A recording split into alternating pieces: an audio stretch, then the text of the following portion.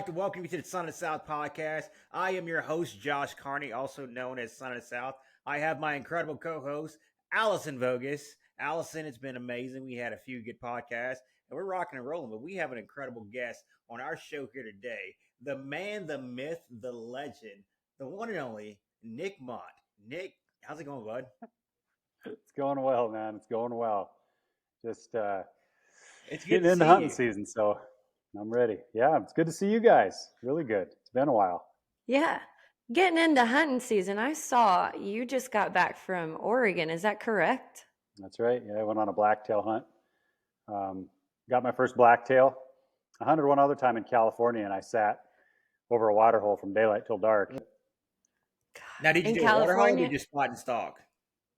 No, we actually, where we were hunting in Oregon is in southern Oregon. It's really steep, rugged country and super, super thick. So pretty much impossible to, there's probably a few spots where you could spot and stalk, but you hunt over bait. So we sat from daylight till dark, had deer come and go all day long.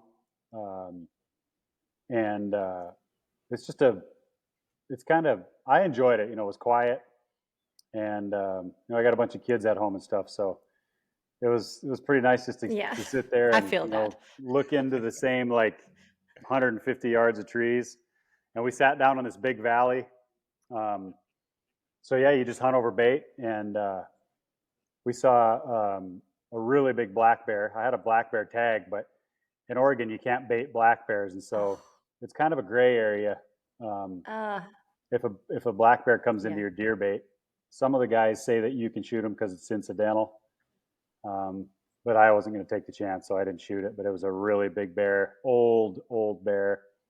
It was like skin and bones, but it was just huge.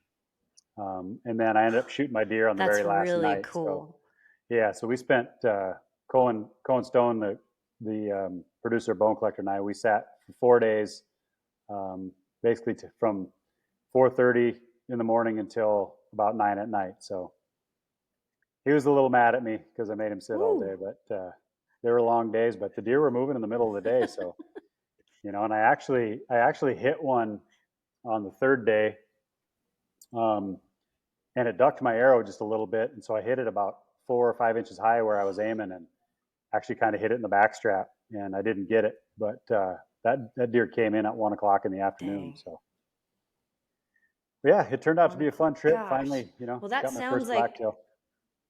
Yeah. Congratulations. That is amazing. That's one of them on my list for sure. But how many do you have left to check off? Or what's your next goal? I don't know how many of the North American 29 that I have. I think I've probably got about 12.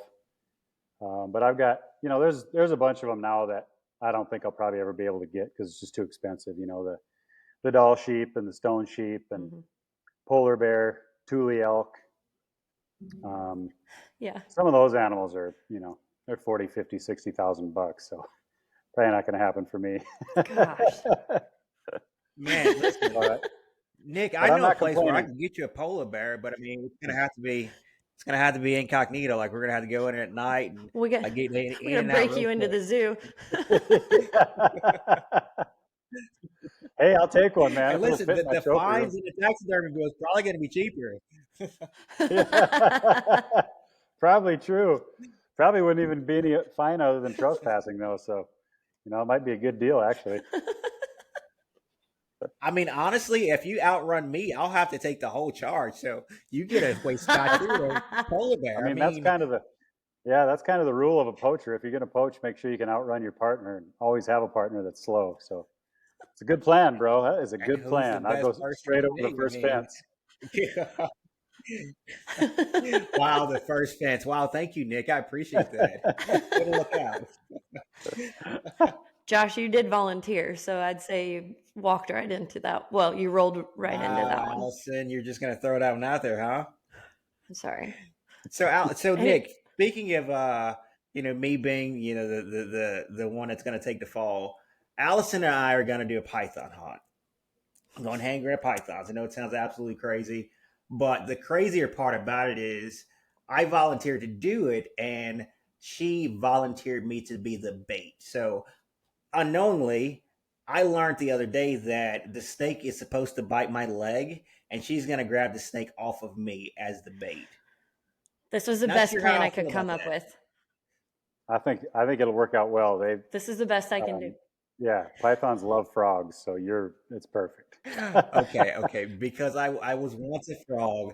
A princess kissed me once a long time ago, and now I'm this handsome, charming devil that I am now. So That's right. I've eaten a couple frog Josh, legs back in Louisiana. let's hear your frog call. You got a frog call? Yeah, but normally I don't like to call her back. No. Nick, have you ever hunted pythons before? I have not. I have not. I follow the guy, the guy from Florida that does it, and I watch all his stuff. But I've never done it myself. I think it'd be really cool. They're a big animal, and their hides are cool. You can make a nice set of boots or a purse or whatever. Be pretty sweet, I think.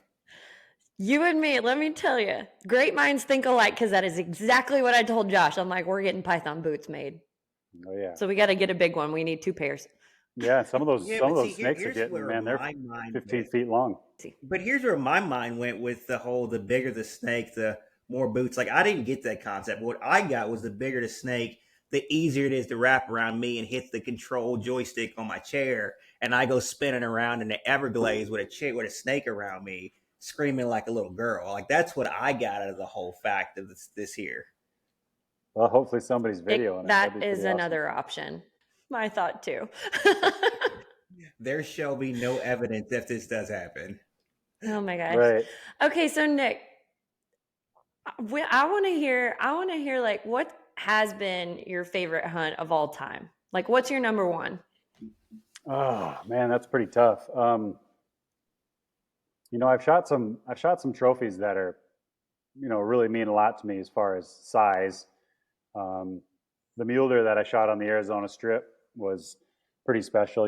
It scored 226, and the Arizona Strip's a pretty special place. There's a lot of big deer there, and the year that I shot it was a really bad drought, and so the deer were down a lot. But my deer was the biggest one killed with a bow that year off the Strip, so that was pretty cool. And then Wow. my big moose that I shot with my bow is tied for number 9 in the world, Pope and Young. I've never entered it in the book, so I guess it's not technically tied for number 9, but it's big enough to make the top 10, which is pretty neat. And then just have had some really great hunts. I went to Russia with my dad, and we both shot big brown bears. That was really special. So there's a few that are at the top. It's kind of tough to narrow it down for me because I love it so much. But it's I have it's sorry. there's several, so it's tough. I can only imagine. I love hearing hunting stories, and I guarantee you have an epic amount. But my buddy, how was Russia? My buddy's actually stuck in Russia right now. He's been there for like 3 days, and he's struggling to get back home last I checked. Really? Yeah. They say it's probably not the best place for Americans to be right now, but when we went over there, Probably things not were now. good.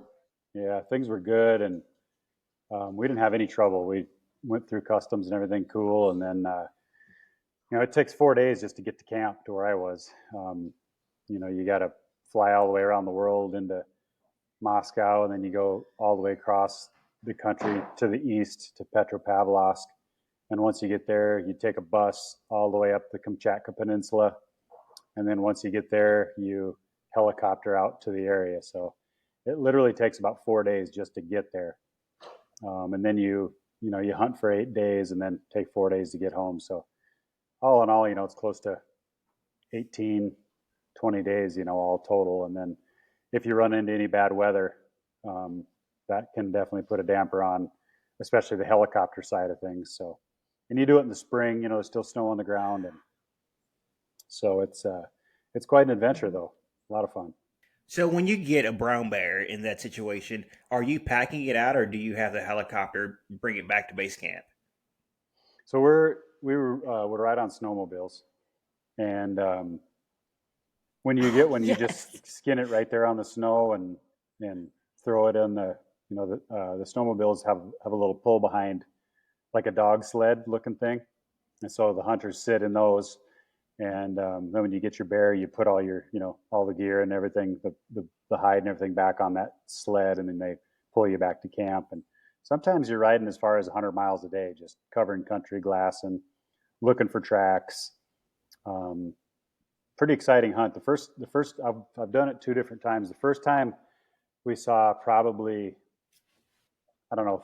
30 bears on that trip. And then the second time when I went with my dad, we saw probably 75 bears. I mean, we saw a lot of bears over there. And Wow. the place where my dad got his was the big, huge cliff that was overlooking the sea. And there were about 15 different bears laying up in these cliffs. A lot of them had cubs. I think those females would take their cubs out into these cliffs to keep them away from the boars, because the boars like to eat them. But it was pretty exciting. We saw a lot of animals on those 2 trips. So. And that's Now, great. that You got hunt to experience situation- that with your dad. Yeah, that's awesome. Now that hunt situation, like hearing the snowmobile part of it, that kind of reminds me of muskox. Have you ever had the chance to go hunt muskox? Nope, I haven't. It's something I want to do, but I never have. But same kind of deal. I know they, depending on where you're hunting, you go out on snowmobiles and find them, and then, you make your stock on them. So it'd be pretty exciting. Good way to get around rather than having to, walk everywhere, but because it's pretty dang cold. Yeah, and that just Yeah, well, sounds like you- fun to me. Yeah, well, you lost me on 2 factors about that. For one, I'm a tropical person, so the cold is a no-go, and then the walking is definitely a no-go for me. So I'm out on the muskox. I'll watch your adventures and enjoy you from afar. Josh Well, needs a jet ski, not a snowmobile. So Yeah, it can be done though. It could be done. If it's something you want to do, it could definitely be done. I know that. Maybe not with a bow, but with a rifle for sure. Well, I'm just going to continue living. I'm gonna continue living vicariously through you and just watch you go on all the trips that take a lot of legwork, and I'm gonna just sit back and enjoy the easier ones, the more challenging ones that I could sit on. Like the whole like a Poland thing. python hunt. Yeah. I mean, like I would have not have complained about sitting on a mountain for hours and hours with you, Nick. I mean, like that's an everyday thing for me. So like you find one of those hunts where we could just sit for a while, I'm game for it. We're good. There you go. Hey, there you go. There's a lot of them out there. Well, But I'm kind Nick, of jealous we've that been- you're. Oh, sorry, Josh. We keep talking over each other. You're good. Go ahead. Well, I was gonna say, I'm just kind of jealous that you've already gotten geared up and taken a trip here in August. Because in August, what I'm really looking forward to is like squirrel season. Like I'm getting all ready to go out back into the woods and bring home some squirrels for some gravy.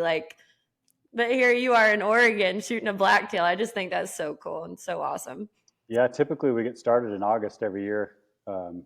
Typically I start at R&K Hunting Company for mule deer around the 15th or 19th of August. So this one was a little earlier. The season was the 1st through the 15th of August. So it was a special season. They just opened this season in this area, and there was only 2 non-resident tags, so I was lucky to get one of them.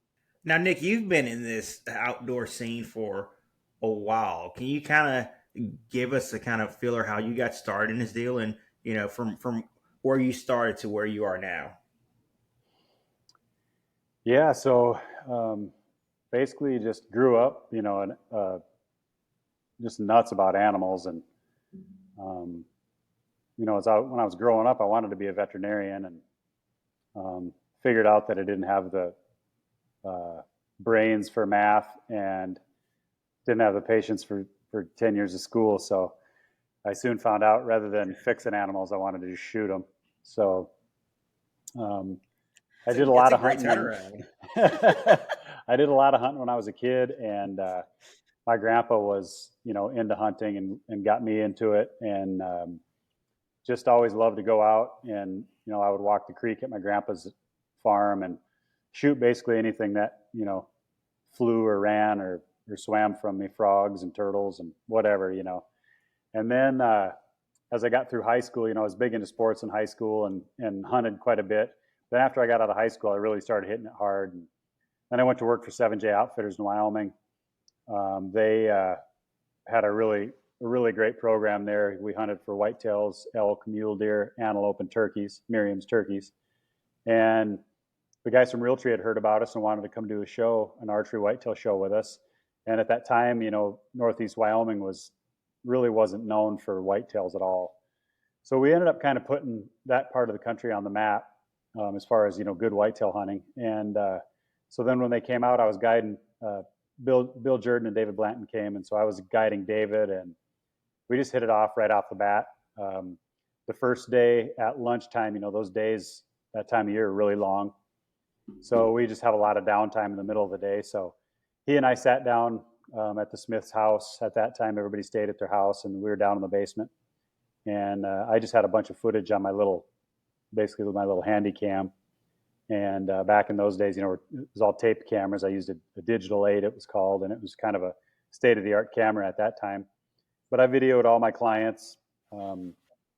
Jeff and Deb had 5 kids between them, and so I videoed all their first deer and turkey hunts, and I just had a bunch of footage that I was going through showing David. And so he said, "Man, you run a really good camera. Would you consider coming to work for us? We could use a good freelance guy." And I was like, "Hell yeah!" So I went to Jeff and Deb and told them, and they basically gave me their blessings, to go to work for them. But they asked me to work for them for one more season, so I did. And then the first thing I ever videoed was Michael. He came out, and he came out to shoot a Merriam's, his first Merriam's, and we hunted together, and I videoed him, and we just hit it off, man. We were just like long lost brothers, So we spent 4 or 5 days together hunting turkeys and just cutting up and laughing, and we just got to be really good friends. And so several years after that, we started Realtree road trips. Michael and Steve Finch had the idea to do it, and they brought me along. I was always kind of the cameraman in camp. Michael would bring a guest, and so I would always go with his guest. But then back at camp, Steve would be filming us, filming all of us hanging around camp, playing wiffle ball, cooking, just cutting up. And so that kind of gave me a chance to get on camera, and the energy between Michael and I, and just some of the quirky stuff that we did started to come out, and people really liked it. And I didn't get to hunt a bunch, but mostly it was just kind of sidekick in camp. I did hunt a few times, but then road trips grew and grew and just got so big. Michael was doing appearances different places every weekend and was getting big lines, and it was just kind of time for him to break away from Realtree and do his own thing. He wasn't maximizing his earning potential, and so he basically went to them and said, "Hey, I think I'm just going to start my own brand, and I want your support." And they said, "Yeah, we'll support you for sure." So he came to me and T-Bone and asked us if we would consider doing a show with him, and we really didn't have a name for it.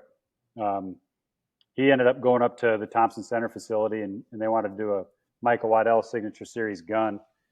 And he told Greg Ritz that one of the Triumph gun that he was shooting, he said, "Man, this is going to be a real bone collector." And that's kind of where it clicked in his head. But the funny part was, a few years before that, I was in Africa, and I saw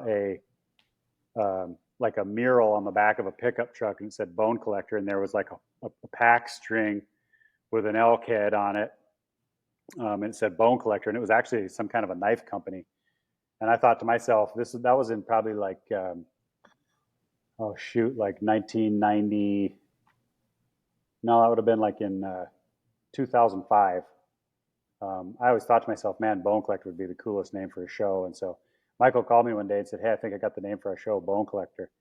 So I told him that story. I said, "Man, that's crazy," So we came up with the name that way. And then, we started our first season was in 2008. And right now we're filming our 16th year. So it's gone by really fast. It's been a lot of fun, and we've just been, blessed to get to do it, and still rolling along pretty well. So I hope it never goes away, because this is, I'm getting a little older now. I'm 50, and this is kind of what I've been doing. So hopefully I don't have to go back to running the jackhammer or something. Not that that's bad, but it's been a good ride so far.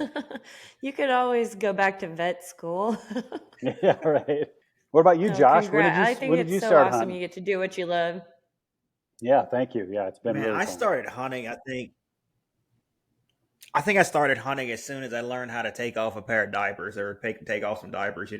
I when I was a kid, like, I was a jump dog. Like, we grew up rabbit hunting, so like I was the jump dog. So like they would throw me in a briar patch, and like I'd kick up the rabbits, and like that's kind of how I got my start.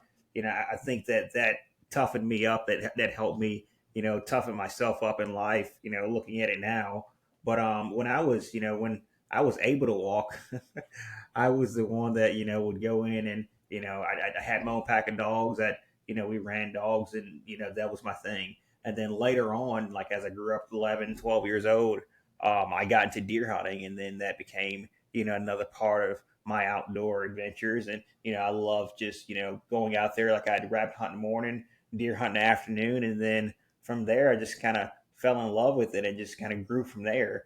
And as life went on, went turkey hunting first time, and that's when my dad shot me turkey hunting, and that changed my life around. But in that situation, like a lot of people would have stopped hunting and kind of changed the way that they looked at hunting and how they perceived it. But that just fueled me a little bit more to make me want to do it more, because like it added an extra challenge for me. And in a sense, it was a gift and I wouldn't even say a curse. Like it was definitely a blessing in disguise.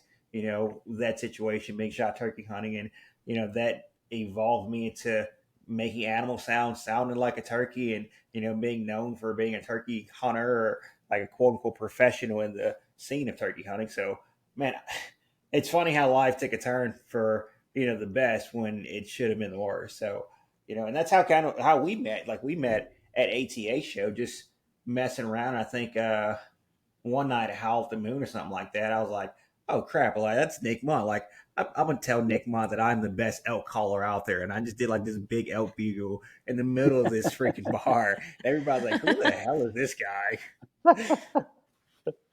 Hey, that's a talent, man. It's good. All the sounds you make are so cool. Definitely unique. Nobody else can do that. So yeah, that's definitely how we met, man. That was cool. So I was thinking, I've seen you do your beatbox here and there with Michael, and I was like, man, we could start a whole album. Nick Mundt with the beatbox, Josh Carney with the animal sounds. I mean, we could throw it on a track, and like that may be the new hit, man. Hit up Morgan Wallen, like that may be a new hunting thing right there. There you go. Definitely got to throw in Morgan Wallen. Oh yeah, last night we let the turkeys talk. I mean, like, yeah, may as well start big. Go for the gusto. What about you, Al? Might as well. How'd you get your start? So I started. So my dad, he fell in love with quail hunting. When I was a kid, we always had bird dogs. I would go with him. I was kind of like Josh. I was the one that would flush the birds, like I was kicking up all the birds and stuff. And then I honestly, that's pretty much all we hunted growing up. He'd take me squirrel hunting too, like I mentioned before, but I would never have a gun. I'd just kind of sit there and be his squirrel scout. I'd pick up acorns and like throw them and make noises to fool my dad into thinking there was squirrels. I get so bored, but yeah, as I got older, I learned to appreciate it more. I've always loved the outdoors. So yeah, I've gotten into a little bit of all of it. And, I work outside. So my husband and I have a lawn care business. So I'm pretty much outside all the time. But yeah, it's been fun learning. I love having people like you on. We had Tyler Jordan on here recently, and just learning from guys like you, I'm happy to be here, and we're really happy to have you on the show with us. Oh yeah, no problem. But yeah, I also want to say, I wanted to be a veterinarian too growing up, but I learned because my dad he's like, not my dad, the veterinarian is like my second father. And so I was always at the clinic with him, and I saw how many times he got like kicked by horses and bit, and he just stitch himself up and keep going. Like he was also like my second doctor, or my doctor actually growing up. Like he's x-rayed me before. He's cut. I was in a bad car accident. My arm went through the driver's side window. And so he ended up cutting, like, I got tired of going to the doctor and having him cut glass out. So I went to his office, and he like gave me a horse syringe full of homemade wine, and then he cut the glass out for me. Like, yeah, that's good. We get kind of redneck around here, but yeah, I figured out very quickly I didn't want to be a veterinarian either. So here we are. Yeah. Yeah, school wasn't really, So he gave you school a wasn't really my syringe bag. full of So wine to like soothe you. What'd you say, Josh? He gave you a syringe of wine to soothe the pain. Yeah, it's like a buffer, He's like, here. And he made me wait behind a golden retriever. He's like, well, I have a patient right now. You're going to have to wait. But as soon as I got in there, he's like, here, drink this. And he gave me, it was a horse syringe, but it was full of, he makes homemade wine. well, perfect. I'm sure it works. Yeah, I've I've seen had a it all lot the of time in doctor movies. experiences. It does. It works great. They do it in Yellowstone all the time. Right. But yeah. You don't realize movies aren't real, right? They're not? So, Nick, Allison and I were having a conversation earlier before you joined in about her noodling adventures. Have you ever thought about going into the murky lakes or anything to stick your hand in a hole to get bit by something that you don't know what's in there? Nope, I've never done it. I have never done it. In fact, I think it'd be fun and exciting. I would rather do it in boxes than do it, in holes in the bank. Um, but I did see a deal the other day. A guy was What's your noodling, reasoning behind the? and a snapping turtle grabbed him by the neck. And so they were in the emergency room, and this turtle had him by the neck right here, and they were trying to get this, big snapping turtle off of his neck in the emergency room. So that wouldn't be too fun. You stick your arm in a hole in the bank, and a snapping turtle grabs your neck. It would not. Go ahead, Allison. You were dying to tell a story. Go ahead. So catfish noodling is illegal here in Indiana. So we noodle for snapping turtles instead. Oh my God. Me and a group of my friends, but they've been doing it for years, so they're pretty. If there was a safe way to noodle snapping turtles, I will say we do it fairly safely. But I mean, people do get bit. I haven't been bit yet, but they usually go into the holes head first. But yeah, actually the first hole I took Josh to catfish noodling, it was down in Tennessee. Me and my buddy Spencer, we took Josh to a natural hole, and I think I checked it first, so I knew it was a fish and nothing else in there. But yeah, So he did it. He pulled out like a 30. Wow. How did you do that, Josh? I'm very scared and terrified. That's how I did it. So the hole was shallow, so I was sitting on the rocks, and I would kind of push myself back and kind of like crawfish to the hole. Allison kind of packed me from the boat to the hole, and when I got to the hard ground, I kind of just like crawfish my way to it. And Nick, I'm not gonna lie to you. There's been a lot of situations in my life where I've had like oh shit moments. This is one that it was like, this is the stupidest thing I've ever done in my life. And so I'm sitting on this rock, and there's this embankment above me. And being from Louisiana, like we're covered in snakes. Like the whole time I'm thinking like there's gonna be a snake that's gonna drop out of this tree. It's gonna fall on me. Like this is gonna be how I die. Like black paraplegic in the water, sticking his hand in a hole to get bit by something. And I was like, this is how I'm gonna die. Like this is the end of my story. This is where it's gonna end. And I stick my hand in this hole. And Nick, I'm not gonna lie to you. Like I got like big hands, like basketball player hands.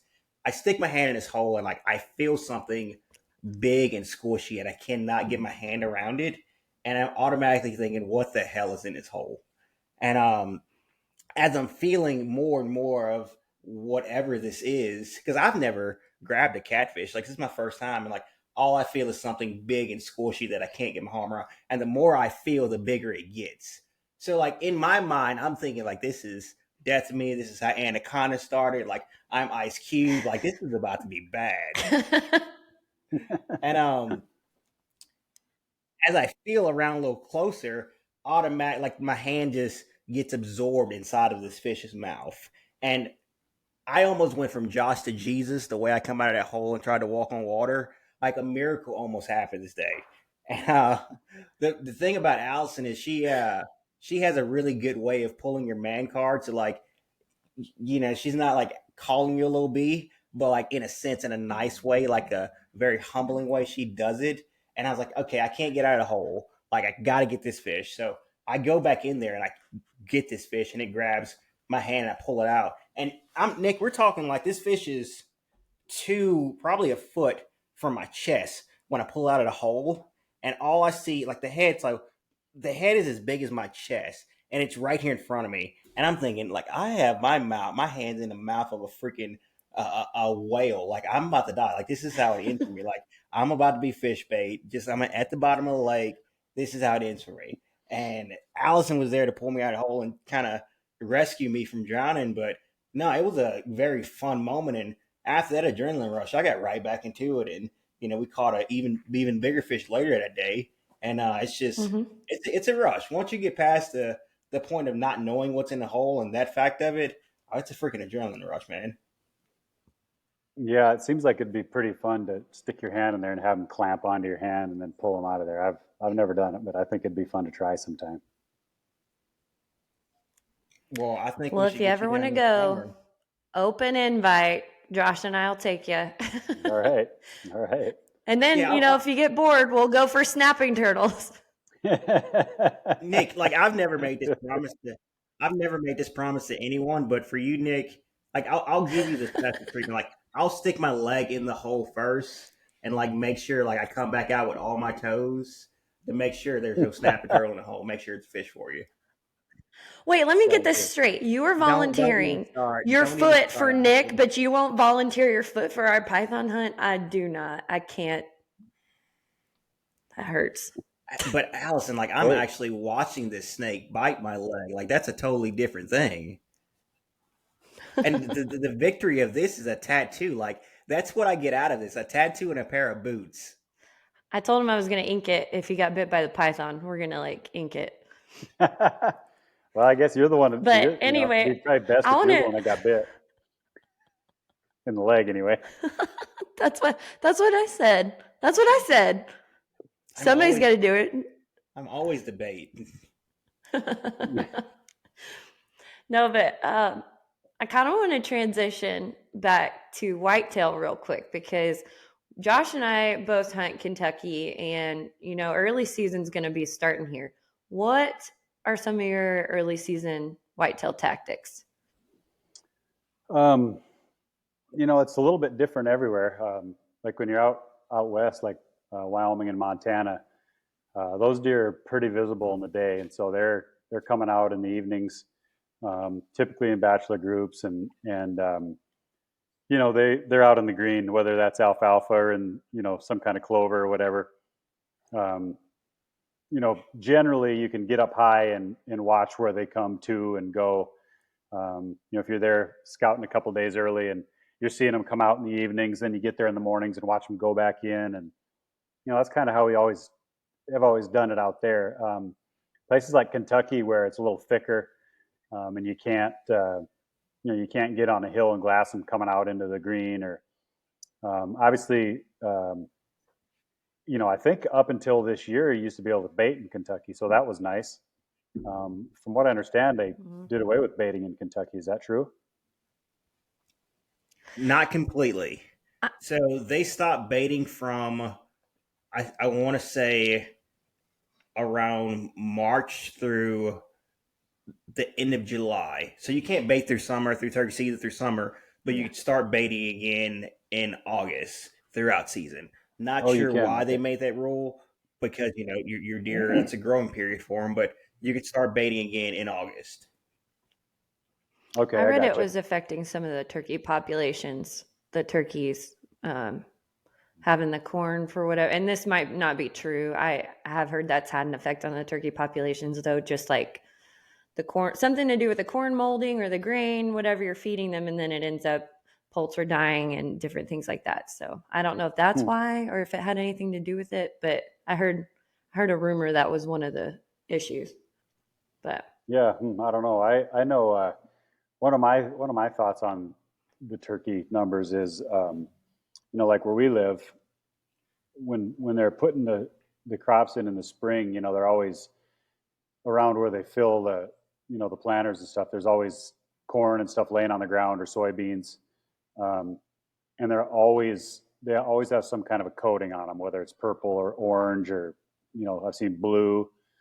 They all have yeah, some kind of a coating on them that helps draw in moisture to help the seed germinate. And so I always wondered, after they plant the fields, you see the turkeys out scratching in the fields and eating the corn and the soybeans that they just put in the ground.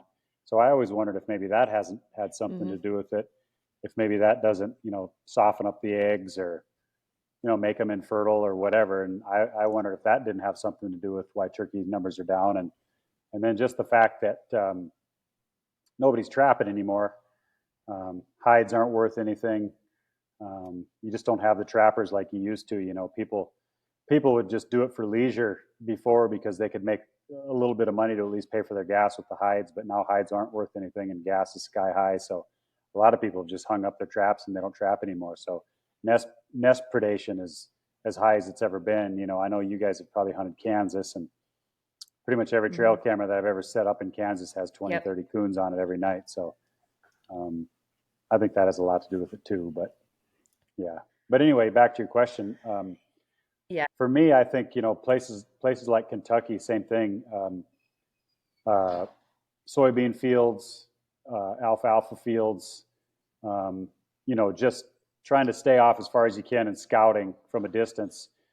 Get your binoculars on them and watch them come out 2-3 nights in a row, and then really try to hone in on where you saw them come out, but also, keeping the wind in your favor, because you don't want to spook any deer. And so hunting mornings is pretty tough, and I don't recommend it early season, especially in places where you got to go through a field to get to a tree stand. Now, if you can go in the back door, have a good way to get into a field edge, and then pick them off as they're coming off the field into the timber, and then let them get by you and then get out of there undetected, I think that's okay. But a lot of places, you're just spinning your wheels and you're educating deer if you're hunting in the mornings, trying to get on a field edge or something. It's just not going to work, because the deer are in the fields and you're going to scare them going off, and then you're just going to kind of screw up your evening. So I would say stick to evenings, make sure the wind's good, and when you get down out of your stand early season, you definitely want to spook as few deer as possible. It's one of my biggest pet peeves is to ever spook any deer. I don't care if it's a doe or a fawn or whatever.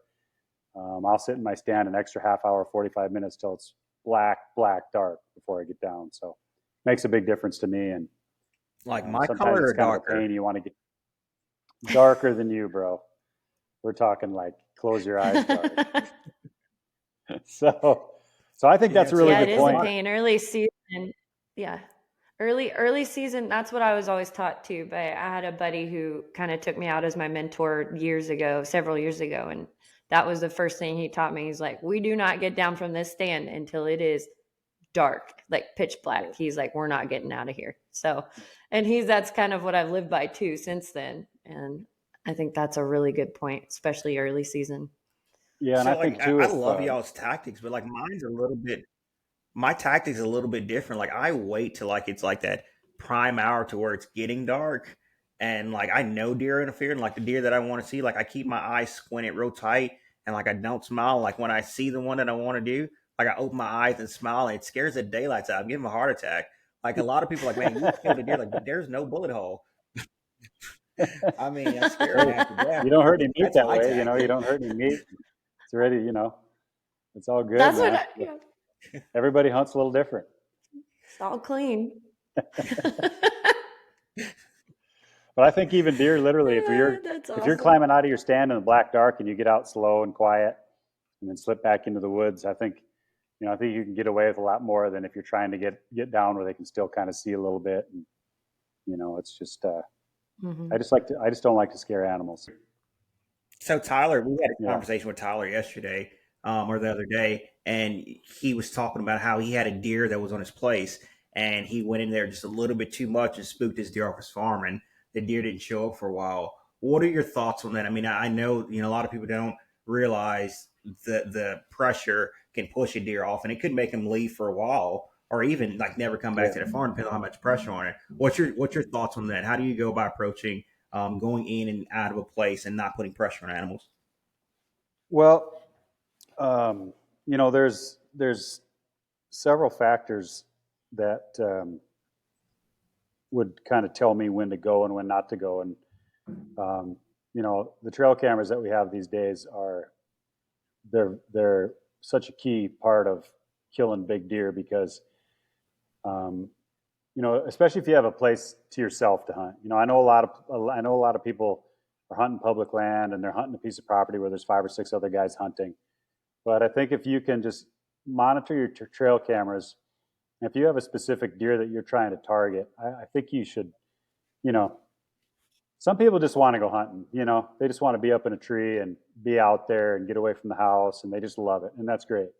But if you really want to kill a target buck, a mature buck, old buck that's been there for a while, I think you've got to hunt him when he's moving in daylight. If you're just seeing him at night and you hunt and you're just educating him. And he doesn't have to see you, he doesn't have to smell you.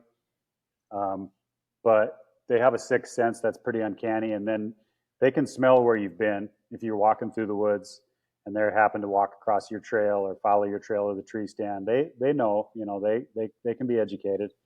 But I think being able to have the capabilities to monitor your deer and then move on him when he's moving in daylight, you just have so much better of a shot, because if you're going in there when they're just moving at night only, you're only hurting yourself. And especially if you have a piece of land that you kind of have locked up and nobody else is going to be on it, it just gives you a lot more opportunity and a better opportunity when he first starts moving in daylight. Then you can get in there and probably you're going to see him. Doesn't always mean he's going to walk right by your stand, but I think you increase your chances exponentially if that's the case. And if you're somebody who likes to hunt and you want to go get in a tree and hunt the fringes and shoot does until your target buck starts to move in daylight. Now, you brought up a subject that I'm torn about, because I run trail cameras, love trail cameras, but do you think trail cameras are, especially cell cameras, do you think they're helping a lot of hunters, or do you think they're hurting hunters because they kind of get to a sense of where they're being a lot lazier as a hunter and using that as a resource to kind of monitor deer and play off the camera to go kill a deer when it shows up, versus actually putting in time to study and learn that animal? Well, I mean, it just kind of depends on, what your goal is. If your goal is to, actually hunt a mature deer and get him, I mean, I think you use whatever advantage you can, whether that's feeding or, scouting from an area or having trail cameras or, whatever the case may be.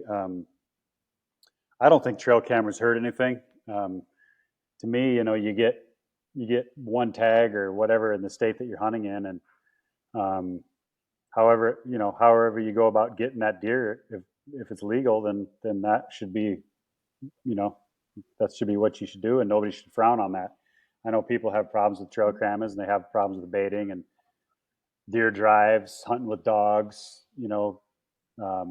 high fence hunting. I mean, there's all kinds of stuff that people don't like, but the fact of the matter is hunting is what we make it, and whether you're a guy that likes to fill the freezer with does, or if you like to shoot spikes, or you live in an area where no big bucks live and you shoot the first buck that comes by. I mean, that's what hunting is. And so, we all have to make it our own, and nobody should be able to tell you how to do it or how you should feel about the way you do it.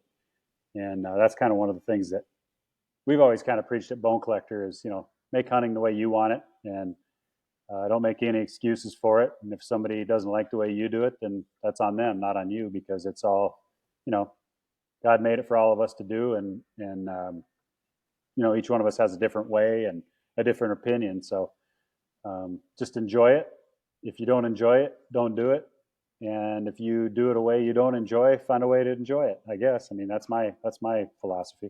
And you guys at Bone I Collector, love that. you guys present that message so well, as far as just hunt.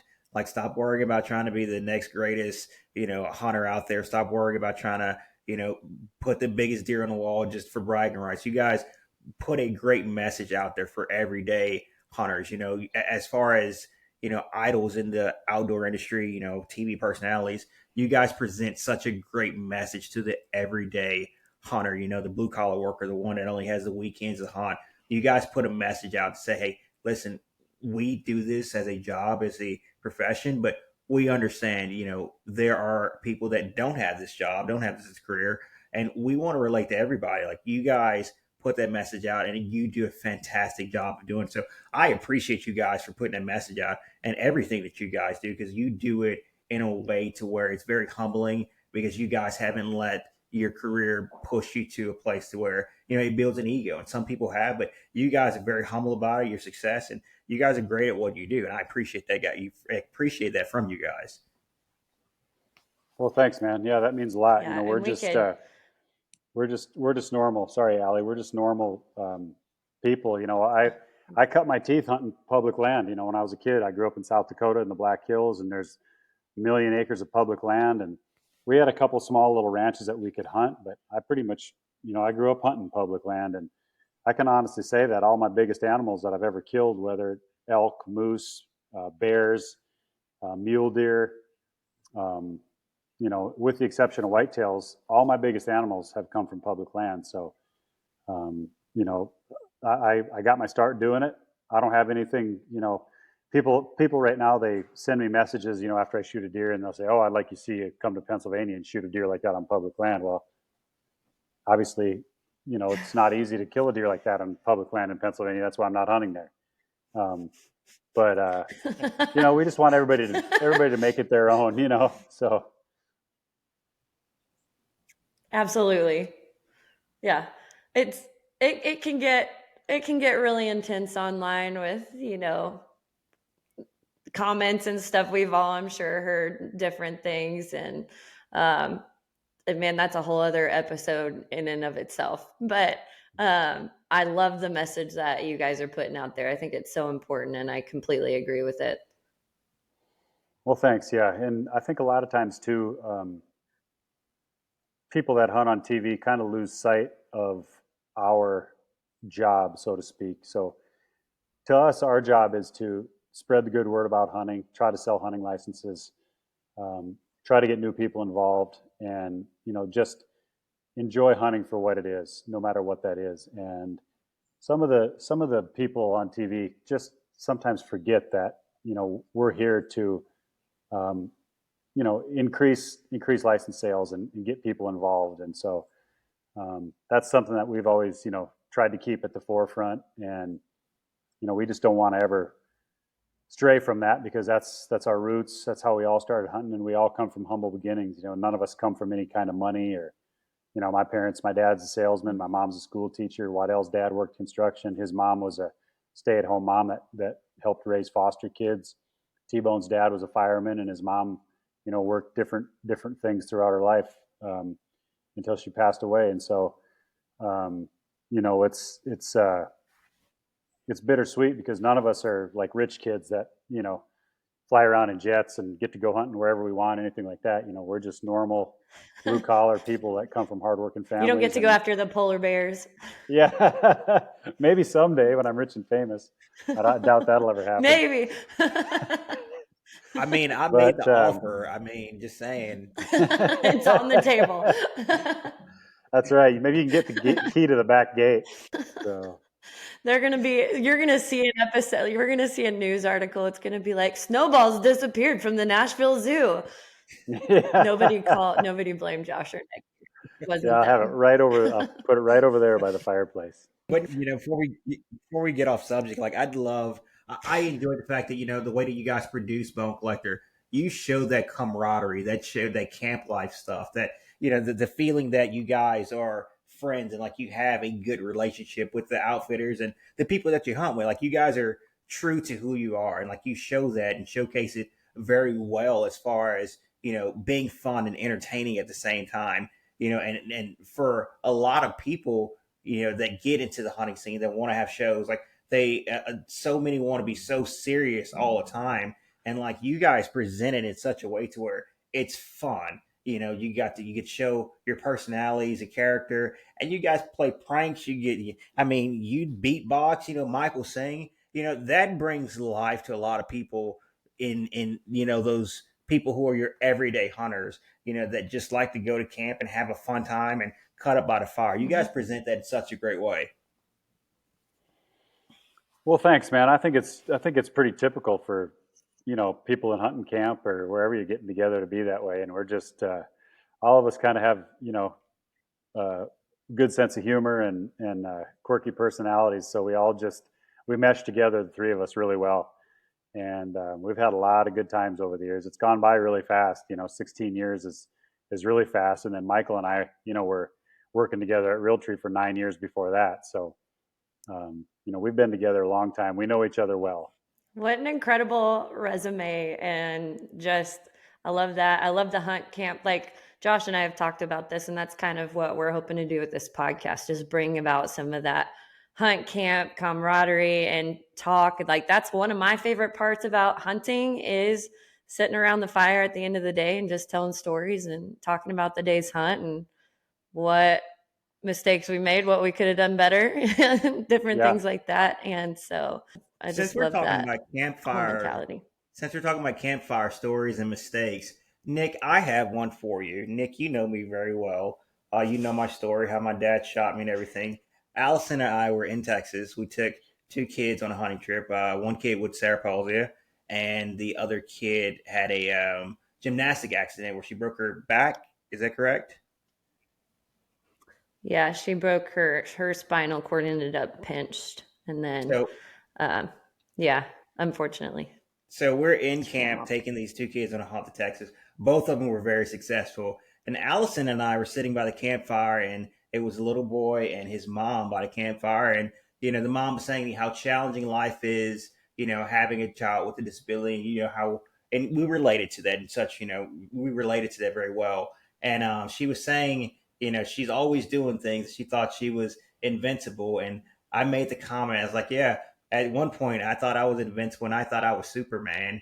And the next statement that comes out of Allison's life was, until you couldn't dodge a speeding bullet. Yeah, she's... And then it was like dead silence around the campfire. And I'm like, oh, probably should have kept that one to myself. Hey, that's what friends are for, Like I would have said it to him anytime, but sometimes I forget about the other people around Yeah, me. she wasn't wrong, was she? Josh likes to give me a hard time. No, she wasn't. And the part about it was like, I was happy that she said it. And then I was mad that I didn't think about it. Like it was so quick and so good. I'm like, wow, like that kind of hurt me that I didn't think of it first. Josh, maybe Flash is more your superhero style or something. Batman, I don't know. Flash, you'd have a cool car. I'm on wheels. What, I'm going to be Hot Wheels? Yes, that's it. That's your superhero name. That's right. Hot Wheels. Hot Wheels. Who are you going to call? All right. Well, we should probably get to wrapping this up because Josh and I could go on forever. But we know you're a busy guy. We cannot thank you enough for joining us on this episode today. No, we definitely appreciate it, Nick. Yeah, it's great to be with you guys. As always, it's great to have a conversation with you and catch up. Yeah, for sure. For sure. I appreciate you guys having me on here. And I know this will do well for you guys. You guys are fun and good personalities. So, and you know a lot of people. That's the key. You know a lot of people that'll get on here with you. So you guys will do well with this. It's a lot of fun. So thanks for having me. I hope you guys have a great hunting season and hope you don't get eaten by a python, bro. Oh, Nick, give Mallory a big hug for me. I just love her. She's the sweetest. I will. Sure will. Well, thank you guys. Well, we appreciate it. We appreciate you, Nick. Ladies and gentlemen, that's another episode of Son of the South podcast.